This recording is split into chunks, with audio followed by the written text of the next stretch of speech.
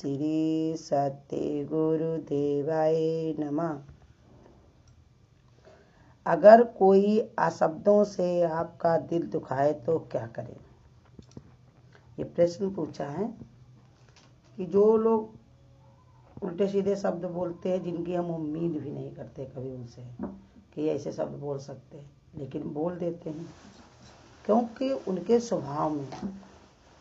और गुरु कहते हैं तुम्हारा स्वभाव कैसा होना चाहिए, ऐसा कि हमको उसका कोई असर न पड़े। जैसे एक बार क्या हुआ कि महात्मा बुद्ध का सत्संग हो रहा था एक गांव में।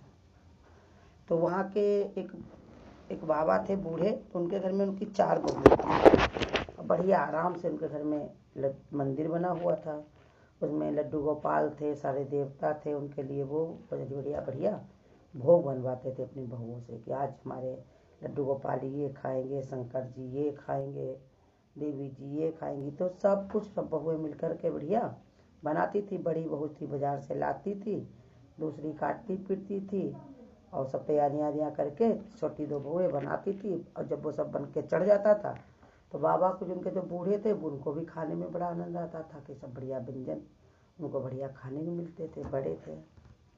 एक बार उनकी बड़ी बहू जो है सामान लेने के लिए जा रही थी, तो रास्ते में किसी ने बताया कि एक महात्मा जी आए हुए हैं, बहुत बढ़िया ज्ञान सुनाते हैं और सुनने चलोगे? तो उनकी वो बड़ी वाली बहू कहने लगी चलो अच्छा पहले सुन लेते हैं, उसके बाद सामान लेकर के घर आ जाएंगे। तो वो सुनने वहाँ पे चली गई। जब वहाँ सुनने गई तो भाई सुना, तो सुनते सुनते सुनते सुनते उनका पूरा दिन बीत गया। जब सत्संग खत्म हुआ तब वो अपने घर आई, तब तक दुकानें सब बंद हो गई थी। घर में आई अपने तो उनकी दुरानी पूछने लगी सभी, कहाँ जीजी सामान कुछ लाई कि नहीं लाई? कहने आज क्या करें, ऐसे ऐसे वहाँ हमारा संग ऐसे हो गया कि वहाँ सत्संग सुनने चले गए, इसके कारण नहीं ले पाए कुछ। तो फिर कहा फिर क्या करोगे? कहीं कल ले आएंगे। तो ऐसे करके उनका जो रखा उखा था उसी से उन्होंने खाना पीना सब भगवान का भोग बना दिया। दूसरी वाली देवरानी उनकी कहने लगी थी, कल जब जाने लगी तो उसने कहा कि हमको लिए चलो जीजी, जब वहाँ पर वो महात्मा जी के वहाँ नहीं तो सत्संग में तुम सुनने बैठ जाओगी तो भूल जाओगी, हम तुमको याद दिलाते हैं। कहा चलो, उनको ले गई, वो भी गई वहाँ सत्संग सुनते सुनते, उनको भी पूरा टाइम उसी में चला गया। फिर तीसरी वाली बहू वो कहने लगी तो उसको भी लेकर के गई, तो वो भी सुनती रही, पूरा दिन चला गया। फिर चौथी ने कहा हम भैया चलेंगे तुम्हारे साथ, सब याद दिला देंगे और सामान जो है ले आएंगे, नहीं तो कल कुछ बचा बनाने को भी नहीं बचा है। और जो घर में बूढ़े वाले वो दादा हैं वो तो बड़ा उधम मचा देंगे, घर में बड़ी तहस नहस हो जाएगी, इससे बढ़िया हम भी चलते। वो भी गई। अब चारों की चारों लोग गई, वहाँ बैठ के पहले सत्संग सुनने लगे कि सत्संग ला पहले सुन लें, बाद में सामान खरीद लेंगे। और सत्संग सुनते सुनते उनको बड़ी देर हो गई, वही अंधेरा हो गया। अब भाई क्या हुआ, चारों बहुएं उनकी घर में पीछे वाले दरवाजे से घर में आई, तो कहा आज तो कुछ नहीं लाए, कल जरूर ले आएंगे। फिर चारों निकली, फिर सत्संग में ही बैठ गई। तो भाई उनके घर के जो दादा थे उन्होंने कहा ये हमारे घर में क्या हो रहा, ना कोई खाना पीना सही से बन रहा, ना भगवान का भोग लग रहा है, ना कोई कार्य हो पड़ा सही से, सब लोग ये कहाँ चली जाती हैं। तो बाहर निकल करके उन्होंने कहा पता लगाए, देखा गांव में किसी के घर की स्त्रियां घर में थी ही नहीं, ना बहुएं, ना किसी की पत्नियां, ना परिवार में कोई लेडीज नहीं, सबके सब चले गए। जब भाई ढूंढ ढांड के गाँव के किनारे पता लगा कि वहाँ पर भीड़ लगती, वहाँ बरगद का पेड़ है, वहाँ पर सत्संग होता है, बाबा आते हैं, वहीं सब लोग बैठ के सुनती रहती हैं। पहुँचे जा करके तो सबको गांव में उन्होंने सिखा दिया था, बूढ़े थे, कहते थे सब लोग डंडा निकालो। और वो बाबा जो हैं तो उनको जो हम सही कर देंगे, सब लोग मिलकर के हाथ पैर उनके तोड़ देंगे, निकल जाएगा उनका ये सब औरतों को फंसाने वाला काम। सब लेकर के गए तो वहाँ भाई सत्संग हो रहा था। बेचारे बीच में कुछ बोले नहीं कि ये औरतें चली न जाए, नहीं तो हम आदमी लोग तो एक एक अपने घर से आए हैं, लेकिन लेडीज घर की 4 आई हैं, कहीं ऐसा ना उल्टा हम ही पे दावा बोल दें तो हमारे लोगों के हाथ पैर टूट जाएं। इसलिए पहले कहा ये लोग निकल जाएं, फिर हम इनको बताते हैं जो बैठे हुए महात्मा जी हैं। तो जब सत्संग खत्म हुआ भाई सबकी सब तो चली गई अपने घर, वो सब के सब डंडा लेकर के उनके पास पहुँच गए। उनसे कहने लगे ये क्या नाटक करते हो, सब औरतों को भरमा कर यहाँ इकट्ठा करके बैठे हुए हो, सबको बर्बाद किए हो, मेरे घर में सही काम नहीं होता, ये कहाँ से तुम सीख कर आए, क्या पढ़ाते हो, क्या तुम्हारे पास जादू मंत्र है। और उनको गालियाँ देने लगे उल्टी सीधी जो भी मन में उनके आया। तो भाई महात्मा बुद्ध जो थे वो मुस्काए और कहा देखो भैया तुम कह रहे हो वो तो सब ठीक है, लेकिन एक खाली प्रश्न का हमको उत्तर दे दो, फिर जैसा तुम कहोगे वही होगा। कहा ठीक है। कहा जैसे तुम्हारे घर में कोई मेहमान आए, वो तुम्हारे लिए कोई गिफ्ट लेकर के, अब तुम ना लो तो वो क्या करेगा? कहीं वो घुमा कर अपने साथ ले जाएगा। कहीं ऐसे ही तुम हमारे लिए गिफ्ट लेकर के आए थे, गाली की और दुनिया की उल्टी सीधी बातों की, अब हमको नहीं चाहिए, इनकी आवश्यकता नहीं, आप अपने साथ इनको ले जाओ। कहते महात्मा गांधी का इतना उनके ऊपर प्रभाव पड़ा इस बात से, उनके सरल स्वभाव पर, उनकी मुस्कान से, उनके भाव से, कि सबके सब उनके चरणों में लौट गए और सबके सब सत्संग भजन में रत हो गए। क्योंकि ये गुरु बता रहे कि जब तुम नहीं लोगे तो वो उनके पास ही लौट जाएगा। ऐसे ही बता रहे कि हमको अगर कोई अपशब्द कहता भी है तो आवाज़ जो होती है, किसी के भी शब्द हैं, वो आकाश में 40 दिन तक घूमा करते हैं। अभी जब तुम नहीं कोई लेता है तो वो उन्हीं के पास ही वापस हो जाता है। जैसे बैरंग चिट्ठी आती थी, बैरंग चिट्ठी भेजी जाती थी लिफाफा को लिख करके, अगर कोई जिसको भेजी गई उसने नहीं लिया तो वापस उसी के पास जाती थी, उसको जुर्माना भी लगता था उल्टा डबल पैसे का। तो ऐसे ही बताया कि अगर तुम नहीं लेते हो तो वो शब्द उन्हीं के पास लौट जाएंगे, और जब लौट जाएंगे तो उन्हीं का ही जो भी होगा, जैसा उनका भाव होगा वैसे कर्म जुड़ जाएगा, वैसे उनको फल मिलेगा। लेकिन हम इतना कर कहाँ पाते? जैसे हमको कोई उल्टा शब्द बोलता है हम तुरंत उसको मान लेते कि इसने ऐसा हमको कहा, माने हम हैं। गुरु कहते तुमको कोई नालायक कहता तो तुम ना हटा दो, लायक अपना जोड़ लो कि ना नहीं है, ना हटा दो कि हम तो ऐसा कुछ नहीं है, हम तो लायक हैं, हम तो अपने गुरु के बच्चे हैं, हम तो अपने भगवान के बनाए हुए हैं, हम कैसे ना लायक हो सकते? ये तो किसी और का कह रहा है। तो ऐसे हमको अगर ये गुण आ जाए, हम अपने शब्दों को बदल सके, दूसरे के बताए हुए बातों में ना फंसे, तो हमको अब शब्द का कोई हमारे ऊपर प्रभाव नहीं पड़ेगा।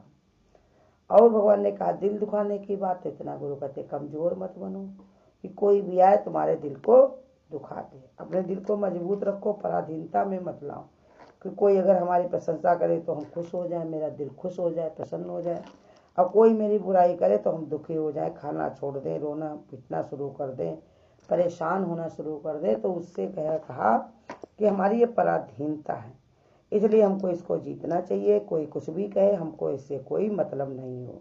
जैसे वो संत बैठे हुए थे, कोई इनको अच्छा कहता था तो 2 मुट्ठी बालू उसकी तरफ फेंक देते थे, अब कोई उनको बुरा कहता था तो 2 मुट्ठी बालू उनकी तरफ फेंक देते थे। कहते थे तेरा के मेरा के, हमको इससे कोई मतलब नहीं है। जो अच्छा कह रहा है उसको अच्छा लग रहा है, जो बुरा कह रहा है उसको बुरा लग रहा है। हमारे में ना अच्छाई है ना कोई बुराई है। ऐसे ही गुरु हमको लोगों को सिखाता है कि हम अपने अपने गुण देखें। किसी के कहने से हम अच्छे नहीं हो जाएंगे, किसी के कहने से हम बुरे नहीं हो जाएंगे। कोई अपशब्द हमको कहेगा तो उसका हमारे ऊपर कोई प्रभाव नहीं पड़ना चाहिए। अब ऐसे भी बताया, अगर हमको कोई गुस्से के कारण 2-4 शब्द बोल देता तो वो तो अपनी गुस्सा निकालता ही निकालता है, और जो सह लेता है उसको डबल काम हो जाता है, बहुत ही धीरजवान होता है, अपना गुस्सा भी पीता है और सामने वाले का भी गुस्सा पी लेता है, इसलिए वो ज़्यादा ताकतवर है, वही हिम्मत वाला है। और गुरु ने भी हमारे बताया कि धीरज धरे तो उतरे पारा। धीरज को रखे रखो कि अगर वो उसके कहता भी है तो उसके अंदर कभी न कभी विचार आएगा कि सामने वाला हमको कुछ कह भी नहीं रहा, हमारे लिए ऐसा सोच भी नहीं रहा, और तुम्हारा भाव वहाँ तक पहुँचेगा तो उसके अंदर सुधार आएगा। अब शब्द कोई भी शब्द, गुरु कहते सब बेईमानी होते, सब झूठे होते, इसलिए गुरु ने पहले बता दिया कि शब्दों के बीच मूड़ न चढ़िया। जो मूड होता है वो शब्दों के बीच अड़ता है, और जो ज्ञानी होता है वो शब्दों में नहीं फंसता। वो तो अपने शब्दों को कुछ मानता ही नहीं, समझता है वो कि एक हवा है, एक जो भी है आवाज़ें कैसी है हवा की जैसे, अभी उड़ जाएंगी, इसका कोई मतलब नहीं। अब वही गुरु सिखाते भी हैं कि कोई भी बात ऐसी रहती भी है तो थोड़ी देर के लिए हटा दो, धीरे धीरे वो पुरानी हो जाएगी, पुरानी होने के बाद वो खत्म हो जाएगी। उसी में अपने चित्त को जोड़ करके मत बैठो, किसी के दिल दुखाने से अपने दिल को मत दुखाओ। कुछ दादा भगवान तुम्हारे बताते हैं, किसी दिन तुम्हारा अगर कोई बात तुमको कह के कोई दिल दुखाए, उस दिन नए कपड़े पहनो, मनपसंद खाना बनाओ और बाहर घूमने जाओ। अपने चित्त को इतना उपराम करो कि तुम्हारे उसकी बातों का प्रभाव न पड़े। जिसके घर कभी न जाते उसके घर भी चले जाओ, जिससे तुम्हारा मन वहाँ से हट जाए। मन हटाने की कोशिश करो, ना कि वही बात सोच सोच के परेशान होने की आदत बनाओ। जितना जितना तुम उसको हटाओगे अपने मन को, वही तुम्हारी आदत में आएगा। अब आदत में जब आएगा तो तुम्हारी कोई बात का प्रभाव नहीं पड़ेगा, अब कहने वाला भी दोबारा नहीं कहेगा, क्योंकि उसको मालूम है किसी को अगर भड़काया है, अब अगर वो भड़का नहीं तो फिर उसका कहना बेकार ही होता है। इसलिए जैसे तुम्हारे घर में लवाइस चलेगी दिवाली में, तो जो नहीं जलने वाली लवाइस होगी उसको उठा करके तुम फेंक देते हो।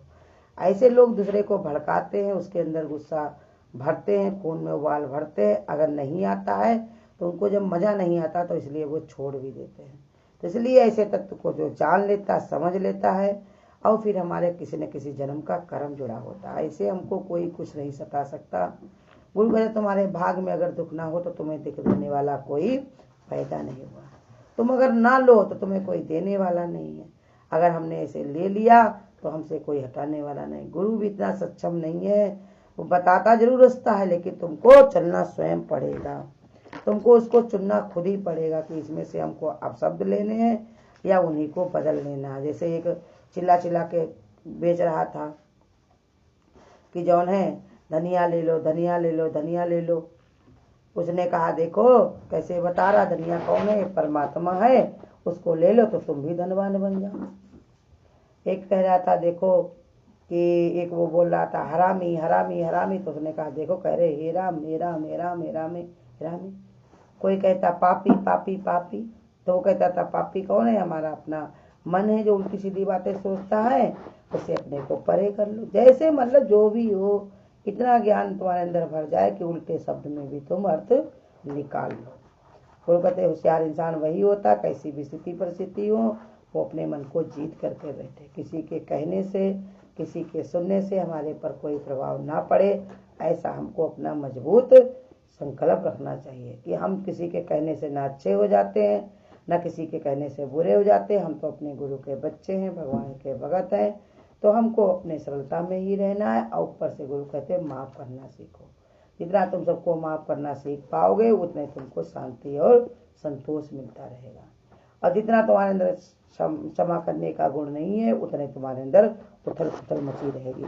इसलिए हम अपने दिल को ना दुखाएं, अपने दिल को मजबूत बना करके ऐसे सोचे कि सबके अंदर प्रीतम प्यारा ही विद्यमान है। अगर किसी ने इसे कहा भी है तो कहीं न कहीं से वो सताया हुआ परेशान होकर के आया है, इसलिए कह रहा है। हमको अपने को न्यारे होकर के उसके भी दुख को समझना चाहिए, कहकर वो खाली हो जाए और हमारे ऊपर कोई फर्क भी ना पड़े। हरिओम। अगर आपको आज की वीडियो अच्छी लगी हो तो वीडियो को लाइक और शेयर करना ना भूलें। आगे की वीडियोस देखने के लिए चैनल को सब्सक्राइब करें और नोटिफिकेशन बेल